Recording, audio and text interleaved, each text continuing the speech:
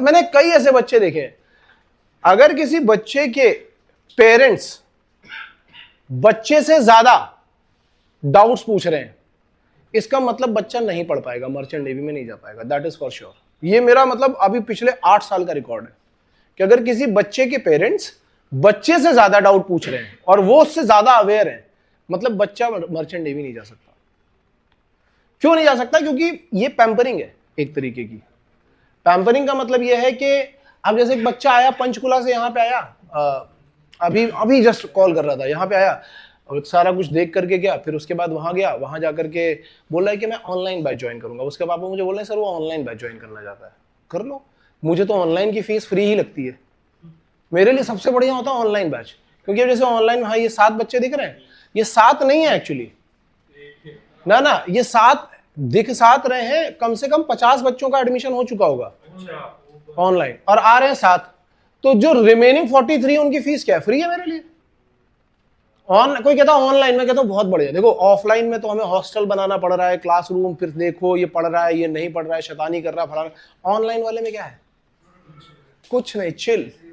ये बच्चा घर पे पढ़ रहा है, अच्छी बात है, घर पे सो रहा है और अच्छी बात है, नहीं पढ़ रहा है, मैं इनका रिजल्ट भी नहीं काउंट करता कि ये इनमें से रिजल्ट आ जाएगा तो मैं छाप दूं। यहां पे तुम देखना किसी भी ऑनलाइन वाले का रिजल्ट नहीं दिखाई पड़ता, सब ऑफलाइन का ही दिखाता हूं मैं। ऑनलाइन तो मैं यहां सारे ऑफलाइन ही दिखेंगे जितने भी पुराने वाले।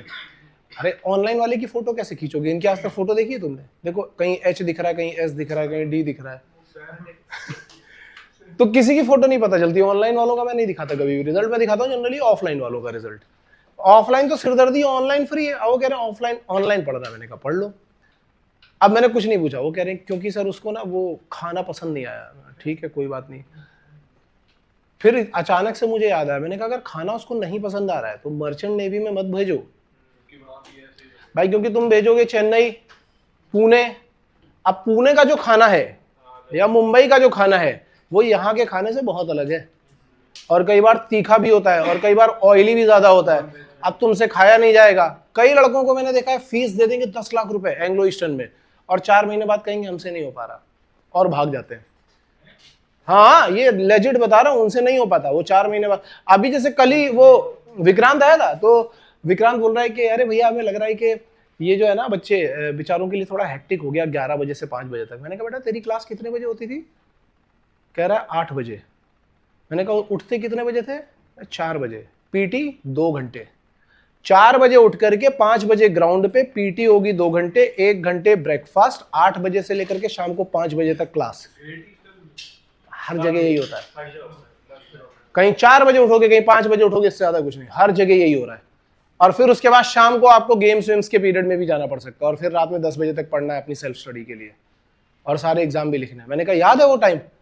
तब कह रहा हाँ हाँ यार याद तो है, ये तो सर्वाइव ही नहीं कर पाएंगे। मैंने कहा ये यही करते हैं। ये पहले जो बच्चे ऐसे होते हैं ना जो सो रहे हैं, जो ये कह रहे हैं कि अरे बहुत मेहनत करनी पड़ रही है, जो तुम कॉलेज कैसे सर्वाइव करोगे यार जाकर के? तुम्हारे फूड के प्रेफरेंसेस अलग हैं, स्लीप के प्रेफरेंसेस अलग हैं, पढ़ाई के अलग हैं। कुछ लोग मेरे पास आते हैं कि सर वो आप जो मैथ पढ़ा रहे थे ना तब ज्यादा मजा आ रहा था, अभी जो सर मैथ पढ़ा रहे हैं ना उसमें थोड़ा कम मजा आ रहा है। मैंने कहा बेटा कॉलेज में जाकर के ये बात बोलना, एक बार यही हरकत कॉलेज में जाकर के करना, तुम्हें इतना मजा आएगा कि पूछो मत। वहीं के वहीं तुम्हें पहना देगा बॉयलर सूट और कहेगा 12 दिन घूमो बाहर जाके, अपने आप लाइन पे आ जाओगे। वहां पे तुम्हें समझ में आ रहा है या नहीं आ रहा तुम्हारी जिम्मेदारी है समझना। बस क्या होता है कि फीस का जो डिफरेंस होता है उसमें मल्टीप्लाइड बाय 10 हो जाता है, तो वहां अपने आप चीजें समझ में आ जाती थी। यहाँ पे जो होगी फीस, इसमें मल्टीप्लाइड बाय 10 करो, वो वहां पे होगी, तो तुम्हें अपने आप चीजें समझ में आ जाती है। फिर टीचर नहीं दिखाई पड़ता, फिर लगता है हाँ हाँ पेपर पास करना है, नहीं तो पापा जी बहुत मारेंगे। चलो अभी स्टार्ट करते हैं यार इसको। सबसे पहले आ रहे हैं एक्यूमेन। तो एक्यूमेन का मतलब क्या होता है? जैसे कई जगह पर तुमने सुना होगा बिजनेस एक्यूमेन, या किसी भी जगह पर एक्यूमेन हम यूज कर रहे हैं। एक्यूमेन का मतलब है कुशाग्र बुद्धि, मतलब तेज दिमाग आप अपना वहां पे यूज कर रहे हो।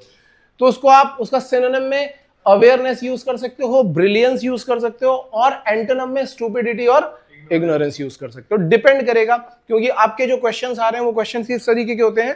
अरे यार किसी और की भी क्लास थी क्या मेरे बाद? चलो ठीक है, पहले थोड़ा सा बता देता हूँ, उसके बाद फिजिक्स की क्लास करना। तो क्या बोल रहा था मैं, हाँ मैं ये बोल रहा था कि अब जो आ रहे हैं उनमें क्या हो रहा है, पूरा एक सेंटेंस लिखते हैं और एक वर्ड मार्क कर देंगे, हाँ फिर बोलेंगे इसका एंटोनिम, ताकि आप उसका कॉन्टेक्स्ट पूरा पिक कर पाओ।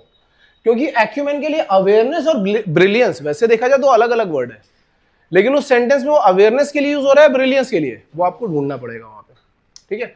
ऐसे क्या है एडहेर, एडहेर क्या होता है, पालन करना। अब पालन करने के लिए कंप्लाई भी यूज होता है, फॉलो भी यूज होता है, तो उसके सिनोनिम हो जाएंगे।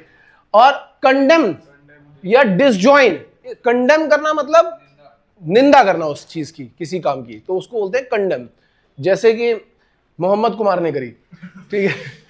एबॉलिश, एबॉलिश का मतलब होता है समाप्त करना, खत्म करना। हाँ डिसजॉइन का मतलब है, अबॉलिश का मतलब है समाप्त करना, खत्म करना। एब्रोगेट या टर्मिनेट, ये भी उसी के लिए। अब टर्मिनेट भी यूज हो सकता है, टर्मिनेट होता है किसी को निकाल देना, तो उसकी मेंबरशिप खत्म कर देना। नहीं यार अभी नहीं निकाला, हर बार मोहम्मद कुमार थोड़ी ना लाएंगे यार, देखेंगे कहीं सेट हो रहा होगा तो फिर ले आएंगे। और अबॉलिश का उल्टा क्या है, सेटअप और एस्टैब्लिश। देन अबैश, लज्जित करना, तो डिसग्रेस हो सकता है, ठीक है, डिस्कंसर्ट हो सकता है, ये उसी का मीनिंग है। लेकिन इसका उल्टा देखोगे तो क्या होता है, अपहोल्ड। अपहोल्ड मतलब, अपहोल्ड या अनडॉन्टेड का मतलब है कि डटकर खड़े रहना। फिर वहां पे क्या होता है कि आप लज्जित नहीं हो रहे हो, शर्म नहीं आ रही है, बल्कि आप करेज के साथ अनडॉन्टेड खड़े हुए हो वहां पे, ठीक है। अबाउंड, अबाउंड का मतलब होता है बहुत बड़ी संख्या में होना, बहुत बड़ी संख्या में। फ्लोरिश या प्रोलिफरेट, ये क्या है कि बहुत बड़ी संख्या में ग्रो हो रहे हैं, ठीक है, उसको फ्लरिश बोलते हैं या प्रोलिफरेट बोलते हैं, ठीक है। और इसका उल्टा डिफिशिएंट और डेस्टिट्यूट, दोनों ही। डेफिशिएंट का मतलब बहुत कम, और डेस्टिट्यूट का मतलब भी वही हो जाता है लगभग लगभग कि बहुत ही कम। अबेट, अबेट का मतलब ध्यान से सुनना, क्योंकि यहां पे जो अभी हम लोग यूज कर रहे हैं ना, ये बहुत इंपॉर्टेंट वर्ड भी है। अबेट का मतलब होता है किसी प्रकोप या प्रभाव का कम हो जाना या कम कर देना या धीमा कर देना। जैसे कई बार नहीं, सपोज करो किसी को, मुझे किडनी इन्फेक्शन हुआ था, तो मुझे किडनी का जो पेन होता है वो बहुत ज्यादा होता है, तो उसमें फिर एक इंजेक्शन देते हैं। तो इंजेक्शन क्या होता है, वो आपके दर्द को कम कर देता है, तो हम क्या बोलेंगे कि वो abate, that injection was used to abate my pain. अब वो अबेट के लिए आप मॉडरेट यूज कर सकते हो, डिक्रीज यूज कर सकते हो, पैसिफाई यूज कर सकते हो, ठीक है, एलए यूज कर सकते हो, और ठीक है। और उसका उल्टा होता है बढ़ाना, एग्रेवेट, एक्साइट। ट्रैंक्विलाइजर एक अलग चीज होगी, ट्रैंक्विलाइजर भी जानवरों को बेहोश करने के लिए यूज किया जाता है। ट्रैंक्विलाइजर क्या होता है, वो एक छोटी सी गन होती है, इंजेक्शन लगा होता है, जानवरों को फेंक करके मारते हैं, तो फिर उसके बाद वो बेहोश हो जाता है, वो उसको बोलते हैं ट्रैंक्विलाइजर। एब्जेक्ट, देखो अब एब्जेक्ट के मीनिंग क्या हो सकते हैं, अत्यधिक दयनीय। जैसे अगर मैं बोलूं एब्जेक्ट पॉवर्टी, एब्जेक्ट पॉवर्टी का मतलब क्या है कि बहुत बहुत ही ज्यादा गरीब, बहुत ज्यादा गरीब, उसको बोलेंगे एब्जेक्ट पॉवर्टी। तो अत्यधिक दयनीय या निराशाजनक, ये लगभग लगभग एक ही जैसे। इसी के जैसे एब्जेक्ट अगर किसी पर्सन को बोला जाए जो बहुत ही जो नीच लोग नहीं होते, कोई स्वाभिमान नहीं है, तो फिर वही आ गया यार। नहीं अभी उसकी पर्सनैलिटी पे हम कुछ बोल नहीं सकते यार, हो सकता है वो अच्छा आदमी हो, बस केवल दो चीजों से परेशान हो, एक खाना और